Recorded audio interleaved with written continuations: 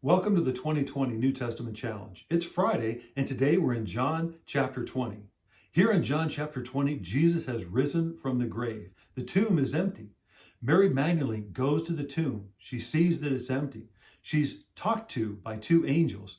She sees Jesus, and he encourages her. Her sorrow is turned to joy. He tells her to go and tell the disciples. And so she quickly runs and she tells the disciples everything that she has seen and that she has heard. That night, Jesus appears to the disciples. In verse 19, it says, "On the evening of the first day of the week, when the disciples were together with the doors locked for fear of the Jews, Jesus came and stood among them and said, 'Peace be with you.' After this, he showed them his hands and his side. The disciples were overjoyed when they saw the Lord. Again, Jesus said, 'Peace be with you. As the Father has sent me, I am sending you.'" The word that's translated among them in the King James Version is listed as in the midst. That word can also be translated in the middle or before them, between or at the center. When Jesus is in the midst, everything changes. That word in the midst or among them is seen throughout Scripture. In Deuteronomy chapter 2, verse 14, it says that God walked in the midst of the camp. God walked in the middle of the camp to protect and deliver his people. In Daniel chapter 3, the Son of God was seen in the midst of the fire with Shadrach, Meshach, and Abednego. The Son of God was among them in the middle of the fire. In Matthew chapter 18, Jesus said, "Wherever two or three come together, there I am in the midst, among them, in the middle." Whenever reconciliation is taking place, Jesus said, "I am there among them." Whenever Jesus is in the midst, whenever he is in the middle, everything changes. There are many aspects to all of our lives. There's work and there's school, there's hobbies, there's family. Jesus cannot be just another part of our lives. He needs to be the center. Just think of it as a wheel. There's many different spokes to a bicycle wheel. But the hub gives everything strength and meaning and purpose, and it holds everything together. Jesus has to be our foundation. He has to be the center. He has to be in the middle if everything else in our life is going to function as it should. When Jesus is at the center, there is joy and peace and purpose.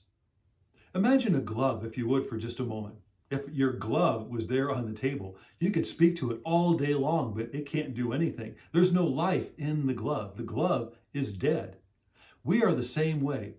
We are dead without the Spirit of God in us, without Jesus being in the center, his Spirit being in the middle of us. And how does that happen?